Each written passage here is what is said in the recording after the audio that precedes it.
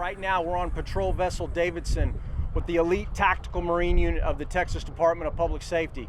And I can tell you they're conducting surge operations down here to hold the line as they're seeing more and more people crossing. Now what's different right now, and the reason they're conducting these surge operations with so many vessels from local, state, and federal law enforcement down here on the Rio Grande River, is because they're seeing more runners. We're gonna show you what's happening down here, but most importantly, how what happens here affects the rest of this country.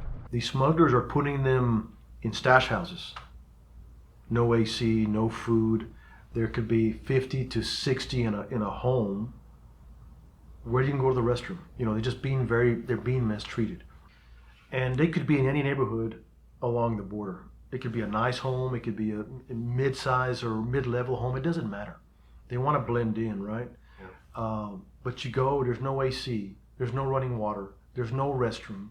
You have kids, you have adults, men, mixed in with the children, mixed in with other women. So it's a recipe for disaster. Yep. One of the things I want you to notice here, this is a group of about 45 people. We just pushed back into Mexico from the U.S. side. But keep an eye on this smuggler right here. This is one of the head guys. He's had a cell phone out. He's been in communication with people on both the Mexico side and the U.S. side. If you watch him, he's leading these people. But he's also covering himself, so it's very clear who the smuggler is and who's in charge of this group. These people are treated as a commodity because they're paying money to these smugglers to be moved into the United States. 3 from Mexico, and understand all 11 have the armbands green and yellow. 10-4. 10-4, sir. Correct. This is a new thing, and this is exactly why the Texas Armada is now fully engaged along with aircraft, mid-level, high-level, and low aircraft to try to hold the line as law enforcement is dealing with these people surging into the United States.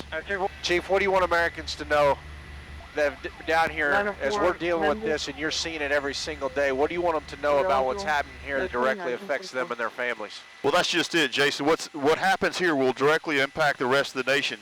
These narcotics right here, we're going to end up going to the East Coast, the West Coast. What gets through us is it's our problem today, it's your problem tomorrow. As my time here with the men and women of the Texas Department of Public Safety comes to a close, the fact remains that the southwest border is wide open. This week, we have witnessed human trafficking, human smuggling, drug smuggling, pursuits, bailouts, and interviewed the commander of all operations. My main takeaway is that those who defend our border against these atrocities are the vanguards of the nation. I'm Jaeson Jones with Newsmax at 1,000 feet above the southwest border.